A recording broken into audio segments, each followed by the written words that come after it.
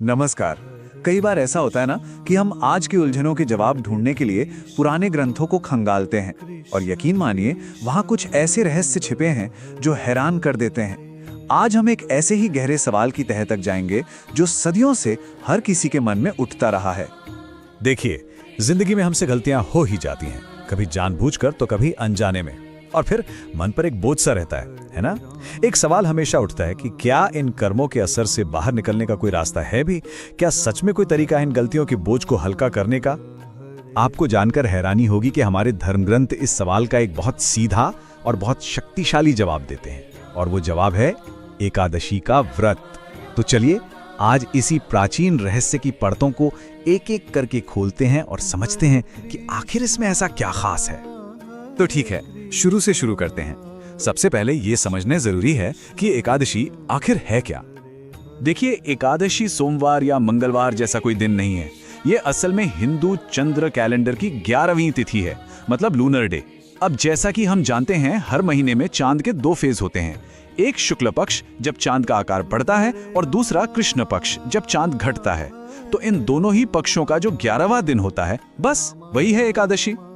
अब यहाँ एक बड़ी दिलचस्प बात है।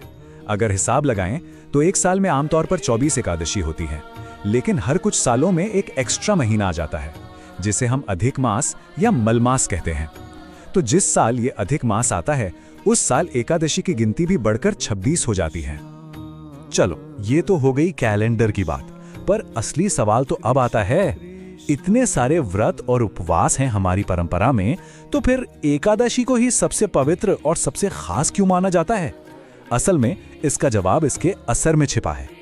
शास्त्रों की माने तो इस एक व्रत में इतनी शक्ति है कि ये सिर्फ इस जन्म में हुई गलतियों को ही नहीं, चाहे वो जानबूझकर की गई हो या अनजाने में, बल्कि ये पिछले जन्मों के कर्मों के असर को भी काट सकता है।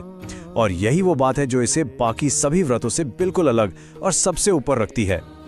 और हाँ, ये सिर्फ कोई कही सुनी बात नहीं है। इसका सीधा प्रमाण मिलता है प्राचीन ग्रंथ पद्म पुराण में। यहाँ साफ साफ लिखा है कि जितने भी व्रत उपवास हैं उन सब में एकादशी व्रत सबसे उत्तम है, और इस उपवास से भगवान विष्णु बहुत ज्यादा खुश होते हैं। सोचिए, ये अपने आप में कितनी बड़ी बात है। तो ये सारा ज्ञान हमें मिल कहां से रहा है? इसका सोर्स है पद्म पुराण। तो चलिए जरा और गहराई में उतरते हैं और देखते हैं कि ये प्राचीन ग्रंथ एकादशी के बारे में और क्या क्या रहस्य खोलता है। इस पूरे ज्ञान की कहानी शुरू होती है एक बहुत ही दिलचस्प सीन से। गंगा नदी का किनारा है और वहां महाभारत के महान योद्धा भीष्म पितामह की मुलाकात होती है महाज्ञानी ऋषि पुलस्त्य से। और यहीं से एक ऐसा संवाद शुरू होता है जो कई रहस्य उजागर करेगा। अब भीष्म के मन में इस सृष्टि की रचना को लेकर, मतलब ये दुनिया कैसे बनी, इसको लेकर बहुत गहरे सवाल थे। उन्होंने ऋषि पुलस्त्य से प्रार्थना की कि वो इन रहस्यों को समझाएं, और बस भीष्म की इसी जिज्ञासा के जवाब में ऋषि पुलस्त्य ने पद्म पुराण का वो अद्भुत ज्ञान सुनाना शुरू किया जिसकी बातें हम आज कर रहे हैं। और ये जो ज्ञान है ये बहुत ही सिस्टमैटिक तरीके से दिया गया है। पद्म पुराण को 5 मेन सेक्शंस में बांटा गया है। सृष्टि खंड, जिसमें यूनिवर्स कैसे बना ये बताया है। भूमि खंड, जिसमें पृथ्वी के बारे में है। फिर स्वर्ग खंड, पाताल खंड, और आखिर में उत्तर खंड, जिसमें बाकी की सारी शिक्षाएं हैं।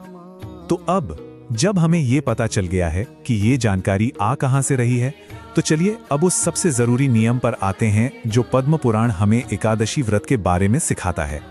और सच कहूं, ये एक ऐसी बात है जिस पर अक्सर लोगों का ध्यान जाता ही नहीं। एक सवाल जो मन में आना लाजिमी है, क्या कैलेंडर में दिखने वाली हर एकादशी एक जैसा ही फल देती है? पद्म पुराण की माने तो इसका जवाब है नहीं, बिल्कुल नहीं। एक बहुत जरूरी नियम है जिसका पालन करना ही होता है। ये देखिए स्क्रीन पर, यह श्लोक सीधे पद्म पुराण से है। वासरम दशमे विधम दैत्यानाम पुष्टिवर्धनम। सुनने में शायद थोड़ा मुश्किल लगे, पर यह सिर्फ एक लाइन नहीं है, ये एक बहुत बड़ी चेतावनी है।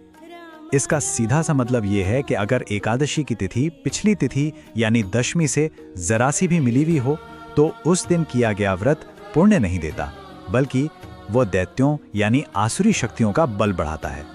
इसीलिए हमेशा शुद्ध एकादशी का व्रत करने के लिए कहा जाता है, मतलब वो एकादशी जिस पर दशमी तिथि का जरा भी असर ना हो।